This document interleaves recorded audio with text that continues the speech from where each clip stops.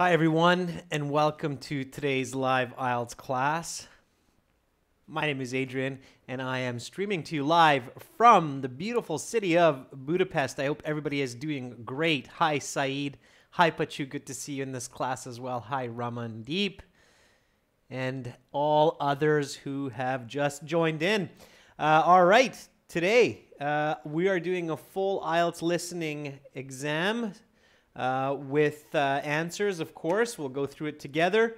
The materials, this exam, it's coming from our websites. Check us out at aehelp.com for academic IELTS help and gieltshelp.com for general IELTS help. I always put the URLs up here so you can see that at any time during the video. You can also download our app.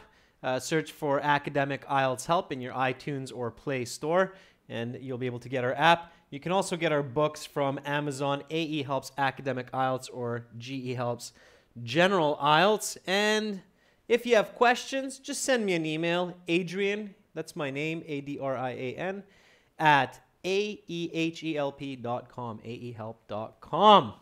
All right, students, live classes are according to Central European Time, CET. You can Google that to find out the time zone difference.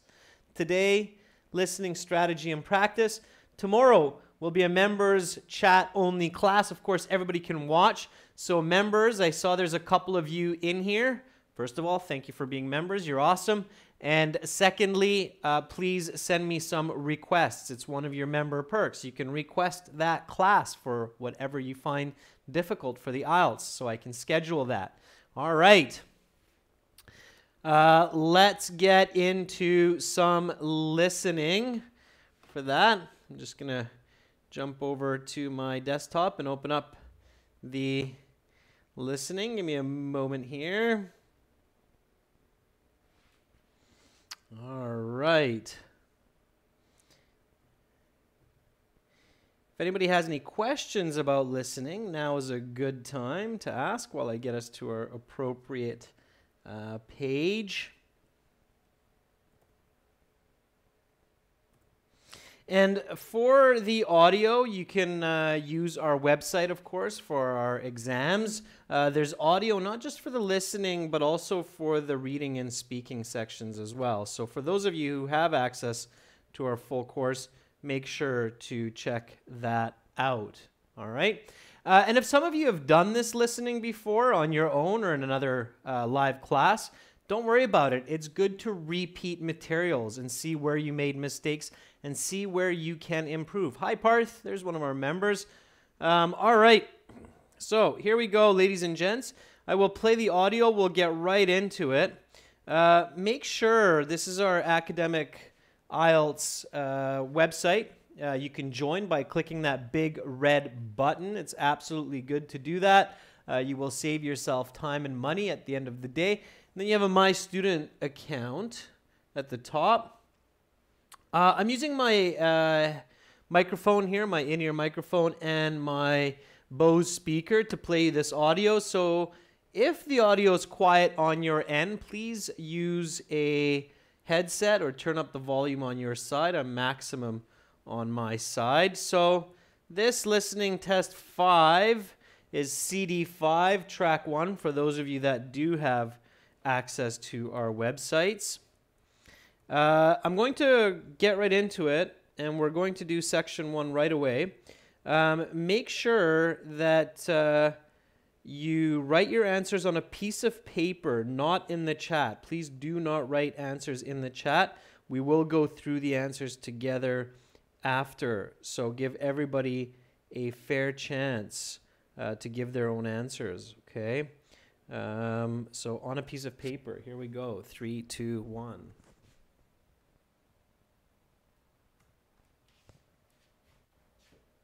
This recording is copyrighted by 2 Think One Solutions Inc. and World ESL Tutors. You will hear several different recordings, and you will answer questions on what you hear. There will be time given to read the instructions and questions, and you will be given a chance to check your work. The recordings will be played only once. The test is made up of 4 sections. At the end of the test, you will have 10 minutes to transfer your answers to the answer sheet. Now turn to Section 1. Listening Section 1. You will hear a conversation between 2 people as one tries to return a defective product. First, you have some time to look at questions 1 to 5.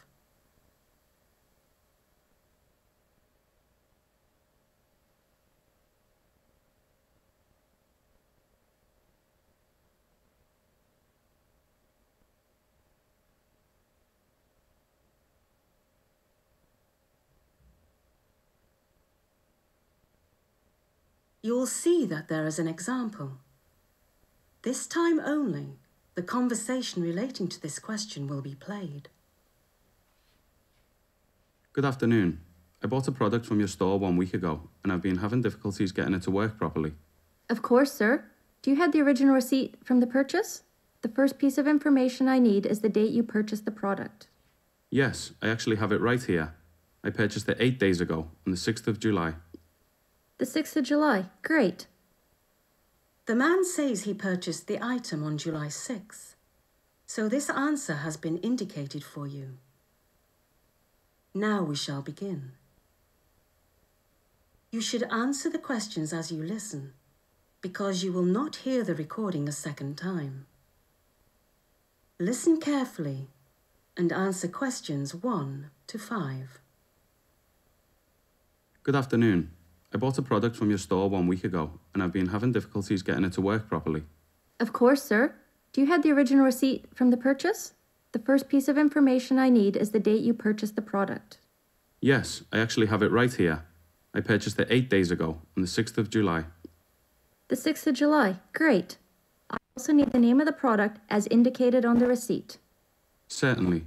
The receipt shows it as SOJO 232XD. SOJO 232XD? Yes, that's right. Okay, yes. I see the product in my records now. It is a 23-inch computer monitor? Yes, that's correct. Now tell me, did you buy the extended warranty on the monitor? No, I did not. I always feel like those warranties are a bit of a scam. Perhaps, until you need the warranty? Perhaps. But there must be some sort of manufacturer's warranty, right? There may be. Let me check for you. Okay. Yes, it seems there is a manufacturer's warranty. The warranty is for 60 days. 2 months. Great. Then I shouldn't encounter any problems in returning it. Well, actually, we only accept returns for a week after purchase. Since you purchased the computer monitor 8 days ago, you'll have to deal directly with the manufacturer. How annoying. What steps must I take then? Well, the company that makes the monitor has a depot in Birmingham. You must post it to them. Okay. Do you have their address? Yes, it's on Edgbaston Park Road and... Hold on. You'll have to spell Edgbaston for me. I've never heard of it. Of course. It is spelled Edgbaston. And then the rest of the address? The address number is 89 and the unit number is 5. Okay. So 89 Edgbaston Park Road, Unit 5. That's right. And the postcode is B152RU. B152RU? That's right. You now have some time to look at questions 6 to 10.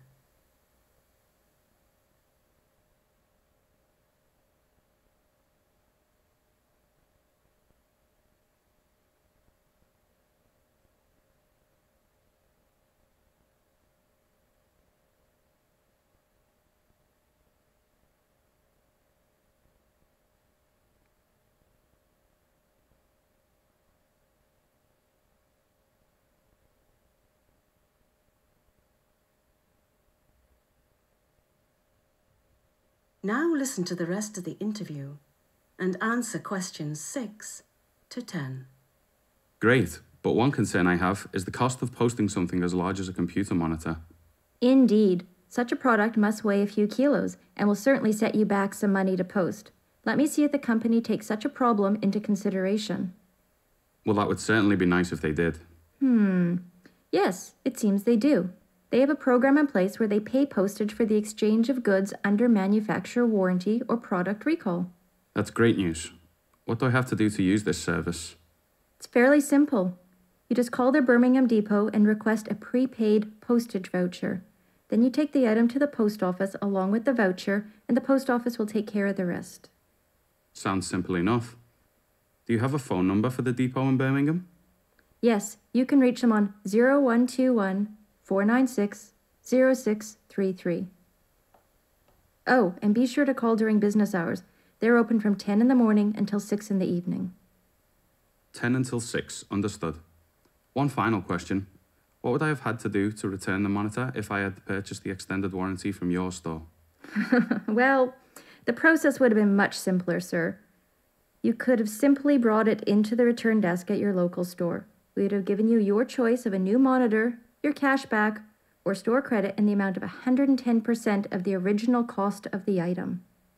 110% store credit? Wow, that seems too good to be true.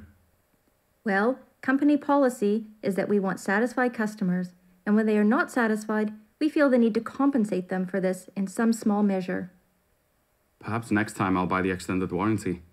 How much would it have cost on the monitor I bought? Only £20. £20 would have been well worth it to save me the trouble of dealing directly with the manufacturer. Well, now you know, sir. Indeed I do. Thanks again. That is the end of section 1. You will now have half a minute to check your answers.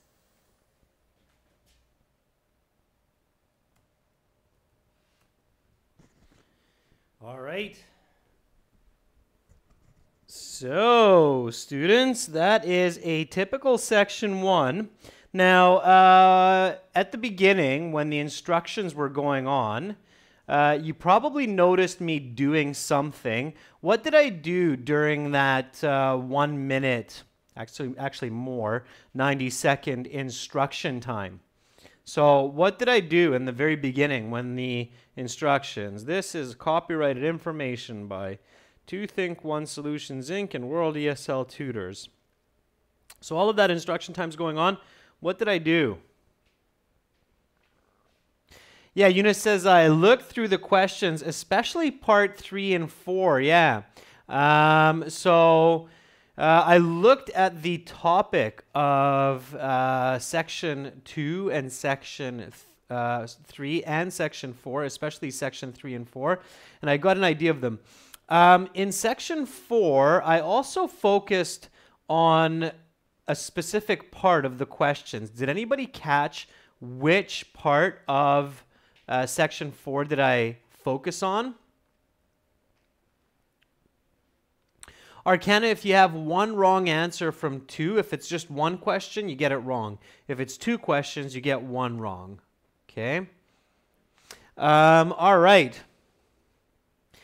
Timur, you said you did the same, but it didn't work out. What do you mean you did the same, but it didn't work out? Did the examiner stop you? Sometimes they do. Sometimes they say, hey, don't look at section 3 and 4. Stay with section 1. So what do you mean, Timur Alte? Why did it not work out for you? Tell me. I'm curious. Because there's no hard rule that you can't look at section 3 and 4. They just ask you to follow the instructions. And the instructions say, turn to section 1. So Timur says, yep, they did not let me. Yeah, so you're one of the unlucky ones, Timur. When I talk to students, about 1 of 5 students say that the examiner said don't do that. The other 4 are like, it worked for me. So it's worth a try. They don't kick you out of the exam. Am I right, Timur? You didn't get kicked out of the exam. They just told you to go back to section 1. And that's fine. Okay, so take the risk. Try to take a look at section 3 and 4 if you can. I also looked at the last questions of section 4. So you probably realize that another interesting maneuver or kind of a trick that I did is I actually looked at these last few questions or last parts of section 4. So I realized that section 4 is about Michelangelo, the famous artist, painter, sculptor. So I saw the name here, Michelangelo. And then I looked a little bit carefully at the very end here, the literary works of Michelangelo. So I tried to read some of this information. That's because section 4, it's complete. You have no time to review the second half, and it's very difficult even to skim read all of the questions in section 4 in the practice time, or sorry, the review time. And you'll see that when we get to section 4. All right, students, so let's get back to section 1 and give some answers here. Here we go. So section 1, the example, what did the man, what day did the man buy the product? July 6th, that's given. What product did the man purchase? So what did this man buy? A, B, or C? Computer, computer monitor, or television? Okay, let's go through the answers. So B seems to be the popular answer. Good, Rekha. Good, Sevgi. Okay. All right. Yeah, it was a computer monitor. So B is the right answer. All right. Here, it is questions 2 and 3. So Arcana, if you're asking about this question, if you get one of the 2 correct, you get 1 mark. If you get both, you get 2. If you get neither, then you don't get any marks. So what 2 pieces of information are required to access the record of the purchase for this one? Okay. Okay, so that's clear now, right, Arcana? If you get 1 of 2 correct, you'll get 1 point. Okay, 1 raw score. All right, so Rekha says E and F. Purchase date, yeah, absolutely. F, the name of the product, yep, absolutely.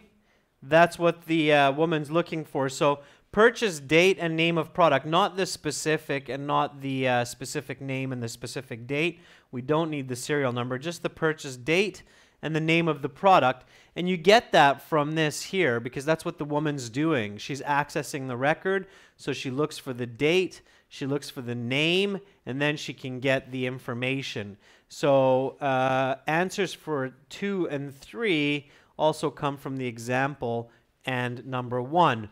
In section 1 and 2, don't just think about the audio, but you can really use the questions to help you get answers, okay? So if you miss an answer, don't panic, all right? I'm going to make a quick note of that for you. The previous strategy I've taught before, but this is kind of a new one for you. So keep this in mind, okay? If you miss an answer,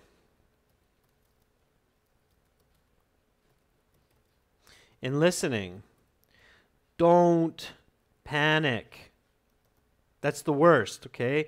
Panicking in the listening section is really, really bad. Your mark can take a landslide, all right? So don't panic, all right? There are 2 steps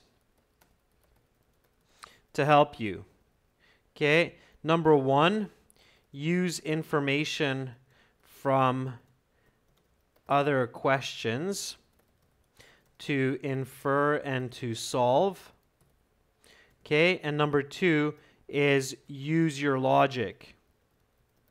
Many of the answers can be revealed through logic. So you can figure out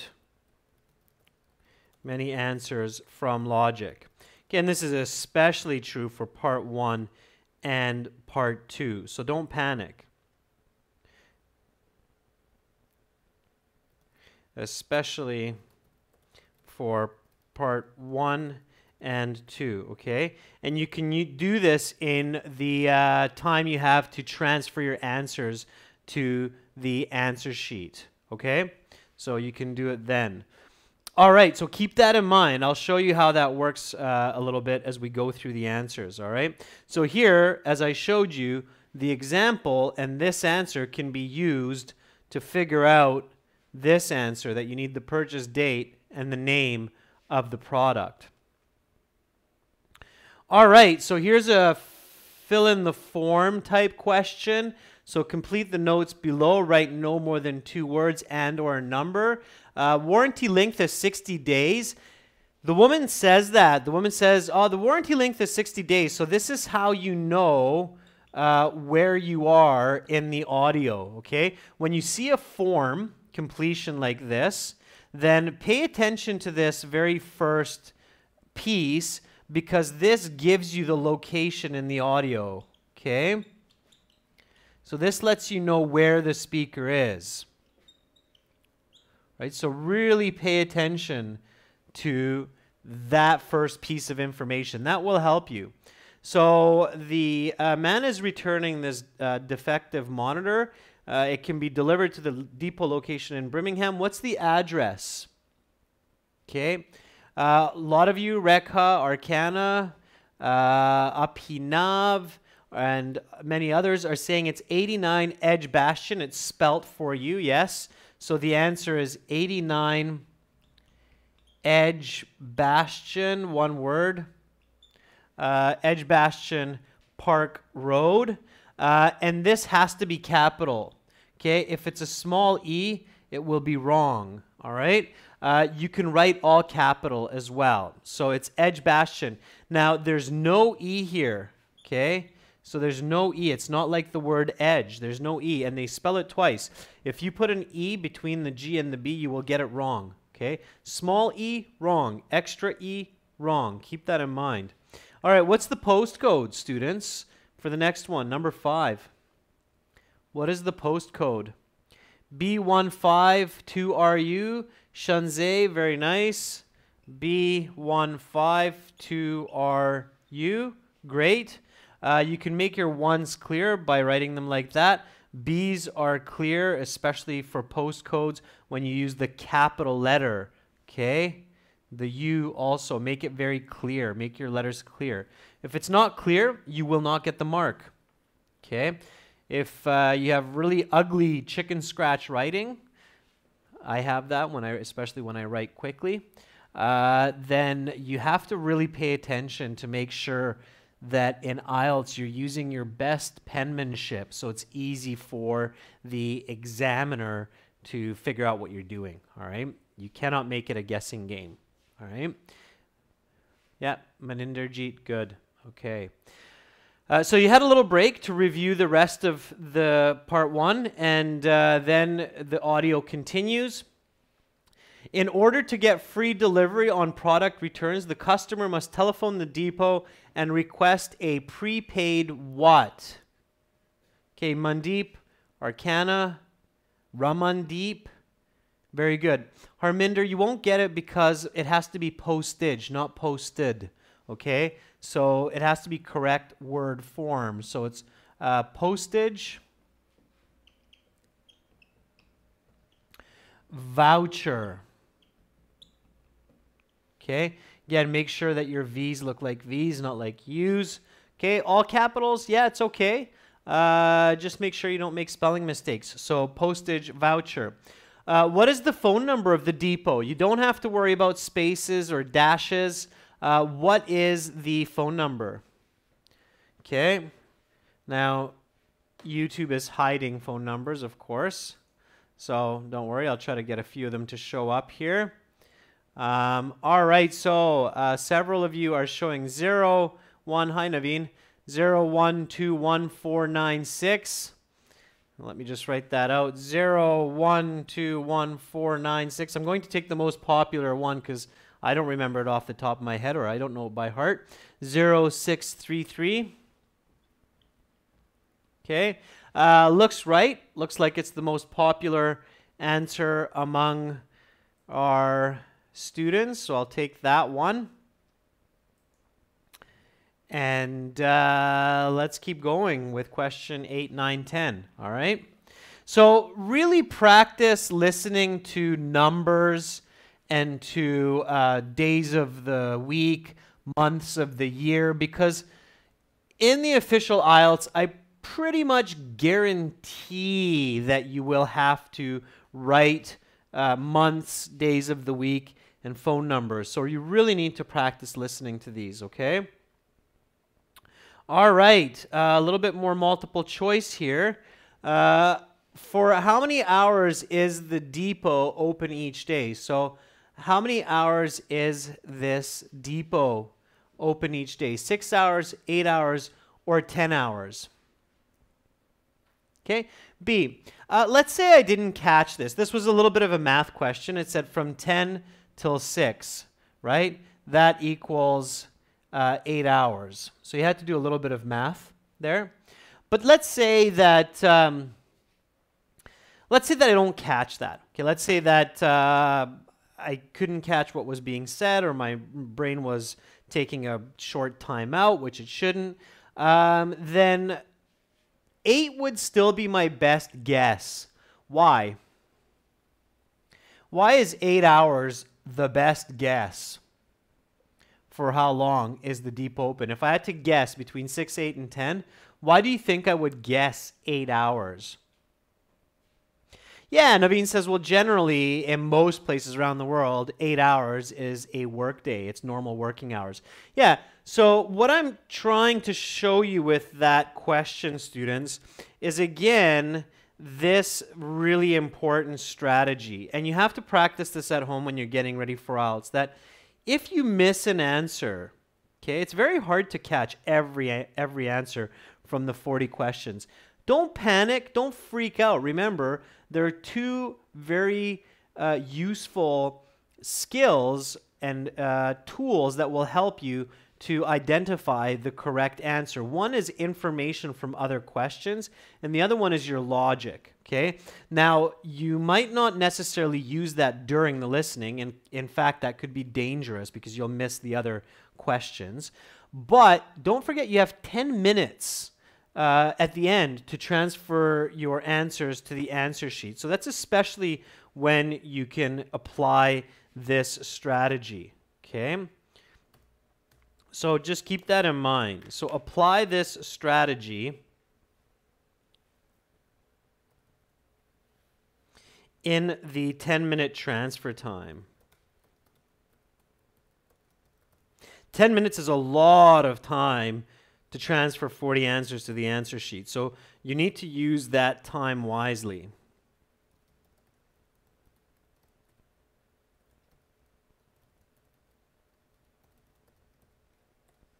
Okay. All right, let's go back to question 9 here. So question 9, which 3 options are customers given upon returning an item having purchased the warranty? Okay, so this is one question, and you have to choose 3 of the answers here. Now, Arcana, to go back to your previous question here, if you get one of them wrong, then the whole question's wrong. So you have to get all 3 of them correct here. Charon says the answers are A, D, and E. Yvonne says B, C, and D. We have A, F, and or D, F, and A. Okay, A makes sense, right? Most stores do that. All right? Most stores will exchange for a different item. If you say, hey, I bought this, it doesn't work, I want to trade it. Most stores will say, no problem, because the manufacturer takes the hit anyway, right? So most stores will do that. 100% store credit, yeah, many stores will do that, but in this case, that's not correct. Cash back, that's very common, right? Most stores. So again, that's a good guess. Okay, so these 2 you can kind of figure out, again, using logic, even if you missed it. This was the only unique one, but they say it, I think, 2 or 3 times, okay, in the audio. Even the man says, wow, 110% store credit, it's too good to be true. And the woman says, well, we don't like to lose customers or have them angry because they have to come back. So the correct answers were A, D, and E, okay? So cash back, 110% store credit, or exchange for a new item. So the correct answers were A, D, E. The order doesn't matter. You can write that in any order for number 9 in your answer sheet. Okay. But it has to be A, D, and E. If any one of those are wrong, then it's wrong. Okay. So it has to be A, D, and E. All right. So again, logic could really help you there.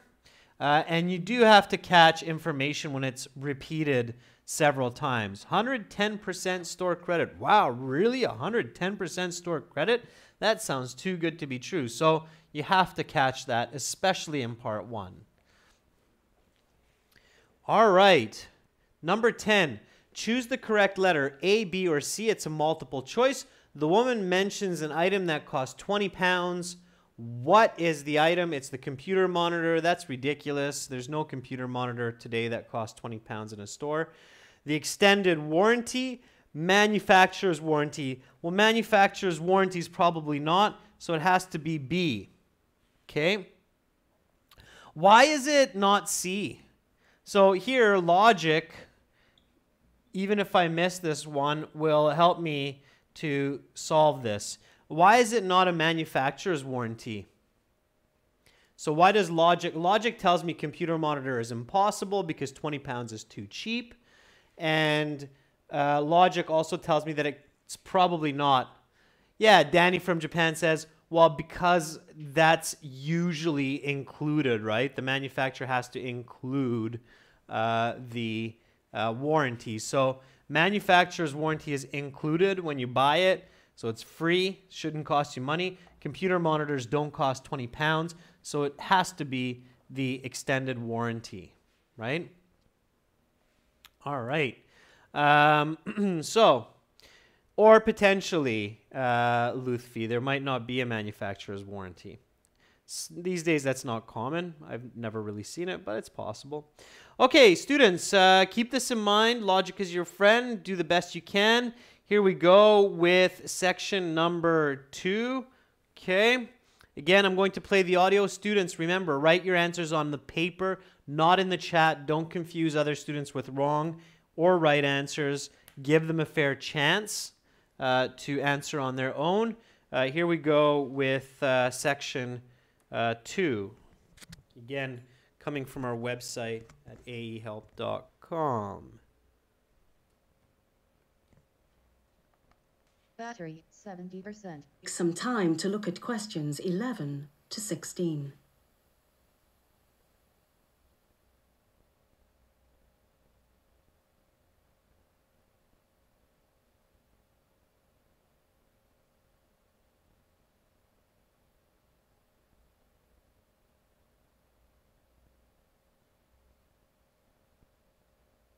Listening Section 2. You will hear a recording of a radio news magazine discussing the importance of doing good in the community. First, you have some time to look at questions 11 to 16. Now listen carefully to the interview and answer questions 11 to 16. Hello, I'm Emma Robertson, and I'd like to welcome our listeners to Beyond the Lens, the programme that aims to dig deeper on issues in culture and society. Today we have Professor Hudson McMahon from the University of Bristol's Department of Social Policy. Hello, Professor McMahon. Do you want to tell us a little about what you'll be presenting today? Of course, Emma. But first, I'd like to thank you for having me on the show. My wife and I are both avid listeners of Beyond the Lens, and it's a bit of a thrill to be on the show. But I digress. Today, I want to talk about the importance of doing good in the community and in society. There are many ways of doing this, but the two most common ways are volunteering and giving to charity. However, these methods of improving community and society have an important difference. While volunteering one's time is almost always a positive for society, giving to charity is significantly more problematic. Problematic, Professor McMahon? It would seem to me that giving to charity is always a positive for society. We celebrate those among us who are the greatest donors to charity. Yes, and in general, it is warranted. I do want to clarify. In general, giving to charity is good, but one must be very careful for two reasons.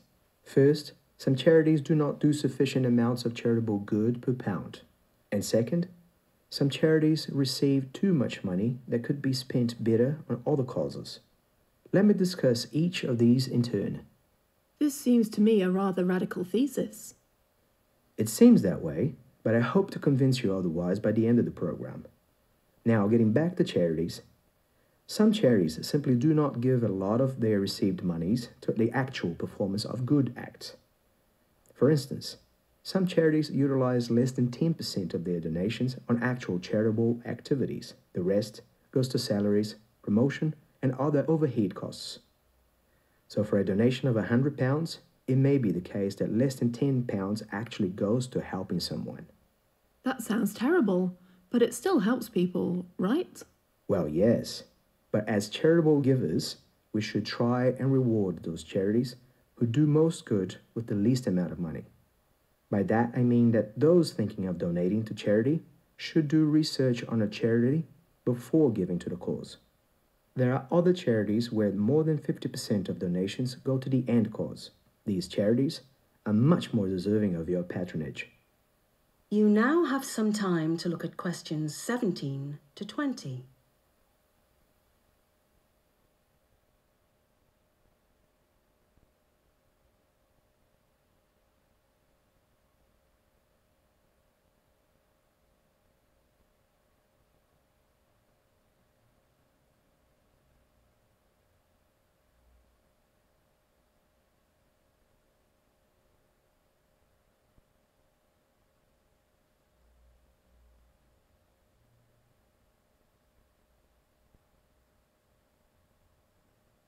Now listen to the rest of the interview and answer questions 17 to 20.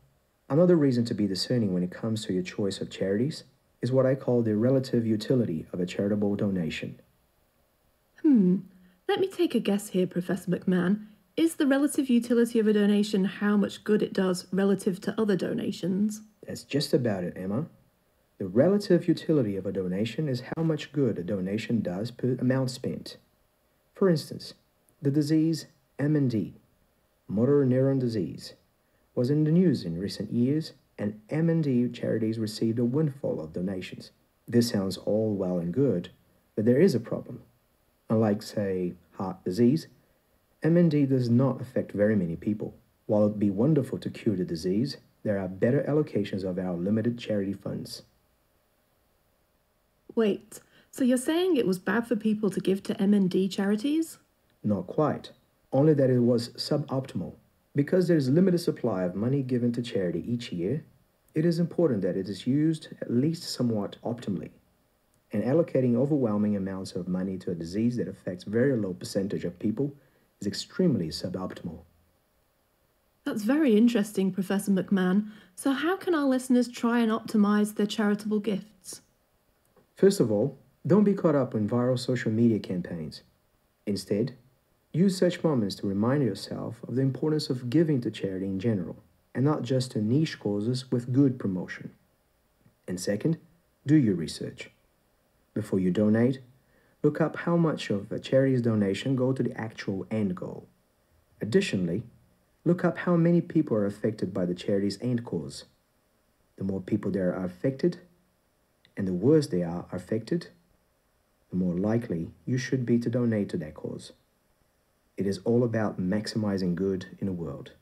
That certainly sounds like a noble goal, but if everyone donates... That is the end of section 2. You will now have half a minute to check your answers.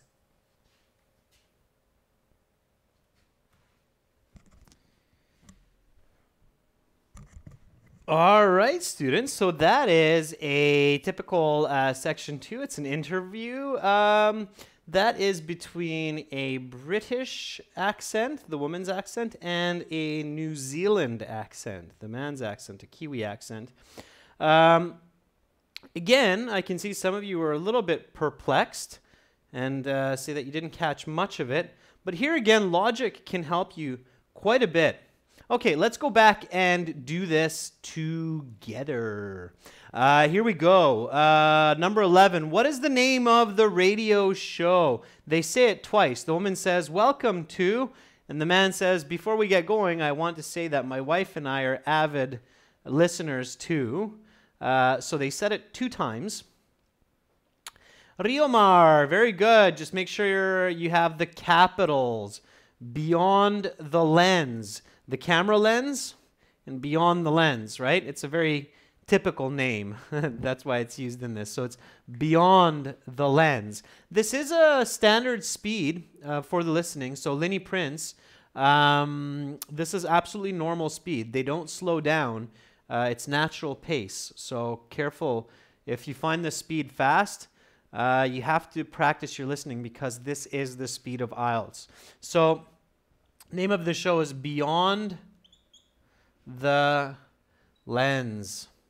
Okay? Must have that capital B and capital L because it's the name. So Yerbolot, Saruargov, make sure that you have the big B and the big L so you don't lose that. Not beyond lands, beyond the lens, Eunice. Okay? All right. So beyond the lens. Good. Let's keep going.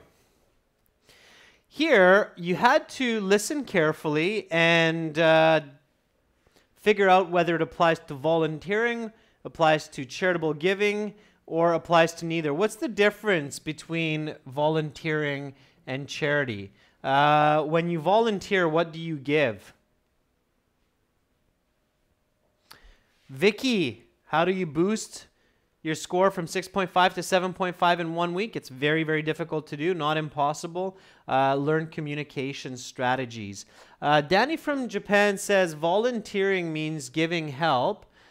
Tina says giving work. Yeah, so it means giving personal time.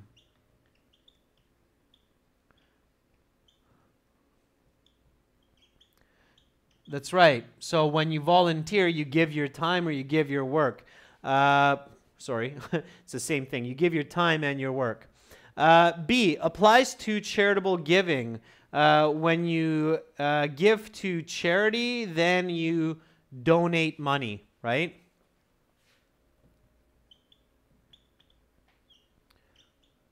Okay, so absolutely by understanding these two words, volunteer and charity, it's much easier to get a good band score for this listening.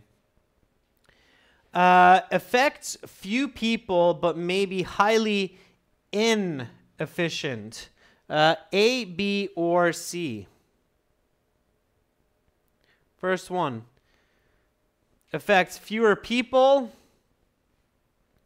but maybe highly inefficient. Inefficient means not efficient and affects fewer people.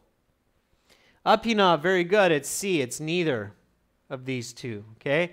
Neither of them is highly inefficient and affects few people. Okay? They don't say that. So it's C. Applies to neither. Okay? 13. This was the most difficult one out of the four, by the way. Can be problematic for various reasons. Number 13, that was quite logical. All right. What's the answer to number 13? Applies to volunteering, applies to charitable giving. Can be problematic. Yeah, absolutely B. So when you give money to charity, there can be problems with that. Okay, giving money is not like giving your time or your work. If you go and help children in the hospital, or you go and help elderly people clean their home, help them cook, that's quite certainly a positive almost all the time, all right? But charities can be problematic. That's what the man explains. Is almost always a positive action for society. Number 14. What is that? Okay. If you get number 13 correct, you should get number 14 correct. Albone, thank you. And others who are answering A, absolutely. If you go out tomorrow on Saturday and you pick up garbage around your community, excuse me, I must be saying the truth. If you go pick up garbage around your community, I'm sure everybody will be happy for that. Your neighborhood will look cleaner. It's going to be a positive action for society. Thank you, Danny, from Japan. Okay. All right. Subject to many overhead costs. Of course, if you understand the meaning of overhead cost, it's good. If you're a business person, learn this vocabulary. It means your expenses. like advertising, like insurance, okay, salary, furniture, etc., etc. Those are your overhead costs. Again, if you're a business student, you should learn the word overhead cost. Overhead cost applies to charitable giving. That's right, B. Because when you give to a charity, right, they take that money, they have to pay their employees, they have to buy pencils, paper, and they use that money. Okay, so B is the correct answer. So C, B, A, B. Okay. All right. Number 16, this is another example, Arcana, if you're still in class here, going back to your original question, it was a good one, where you have to get both of these correct to get number 16. So what are 2 reasons charities can be inefficient? What are 2 reasons? This was a fairly tricky question, but the man does say it quite clearly. So what are the 2 reasons? Must pay salaries. They give less than 10% of the money they receive to the end cause. The promotion of the charity, doing the most good with the least money. That doesn't make sense, so we can take that out. Some causes are not as important as others. All right, so first person to get that correct, I believe, is Som Aya. Let me just see. Maybe somebody else got it. But students, you'll notice that the most popular answers are B and E. Eunice, there you go. Eunice Emery is the first one to answer that correctly. It's B and E. So the audio says that some charities, less than 10% of the money goes to the actual goal of what's happening. A lot of the charities for Africa, for example, people donate a lot of money in the US or in Canada, and they'll donate $100, and then the poor family in Africa will only get $10 because $90 will get consumed by the salaries and advertising. Giving money for hungry children in Africa, some of those ads on TV in Canada and US take primetime spots. Those are $1 million ads. Just imagine how much charity they need to pay for those primetime advertising spots.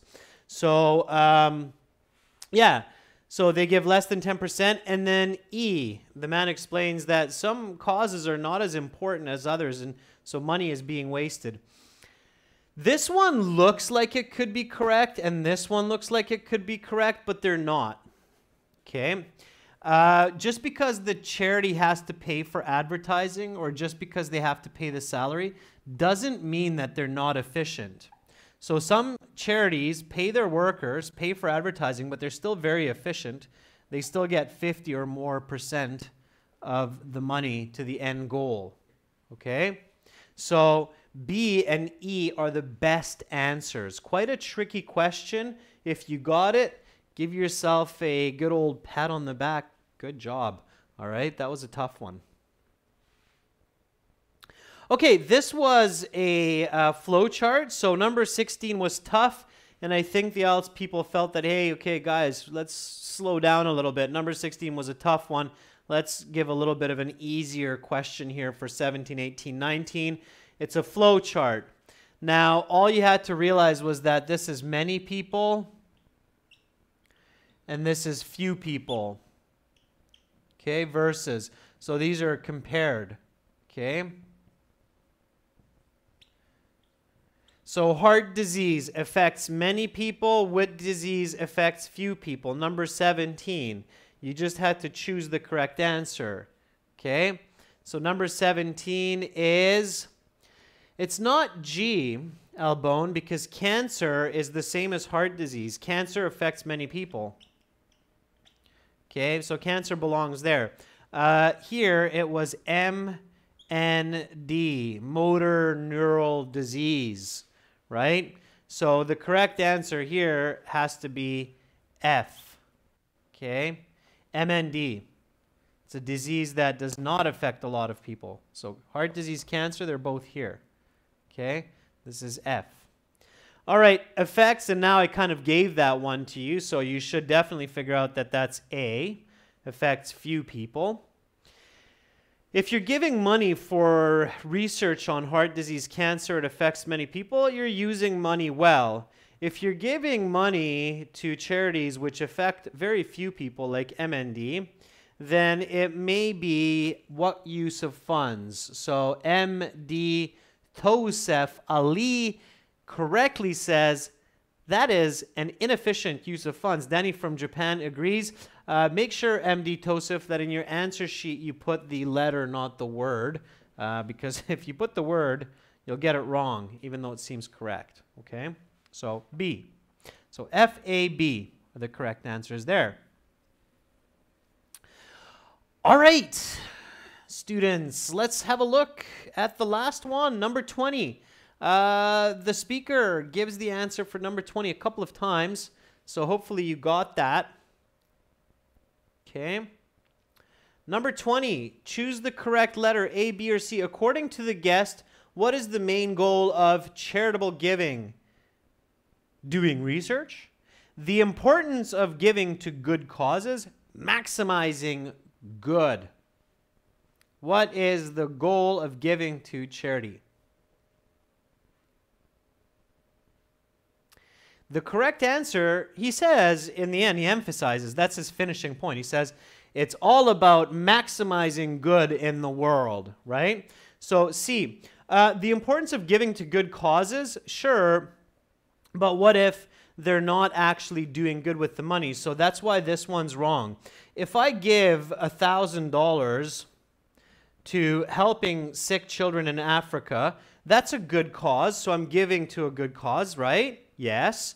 But if only $10 goes to actually helping sick children in Africa because $990 goes to advertising, administration, paying for expensive lunches for the workers, then that's not very good, right? So even though it's a good cause, it's not a good use of money. So what the goal is to maximize the good, okay? Hopefully get 1,000 of 1,000 to that cause, okay? So that's the goal. All right.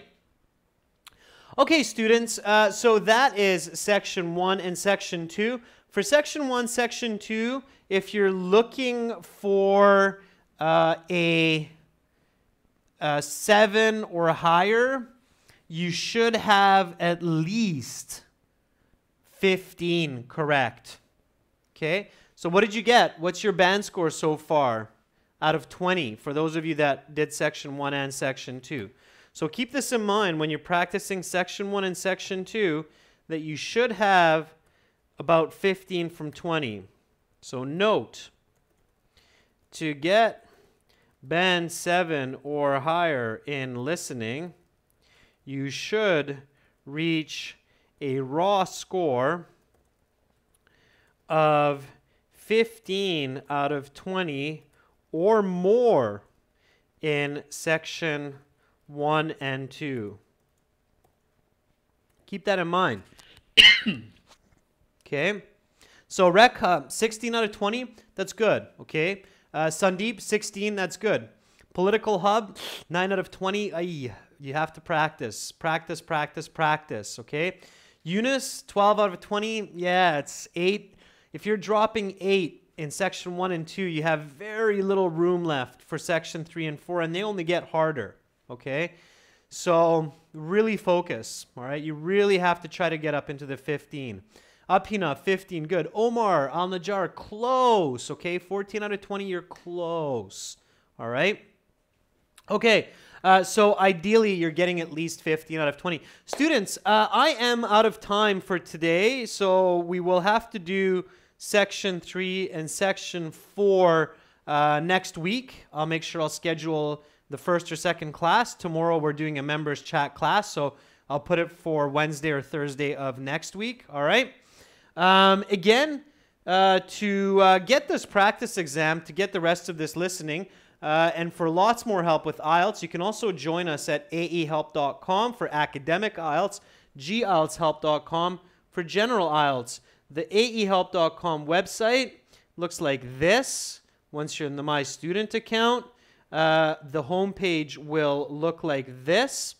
And make sure to click this big red button and join us. Do yourself a favor, spend a couple dollars, save lots by getting high band scores and not spending hundreds of dollars on a second and third IELTS exam. If you're doing general IELTS, check us out here, gieltshelp.com. Click that red button with the green background. All right.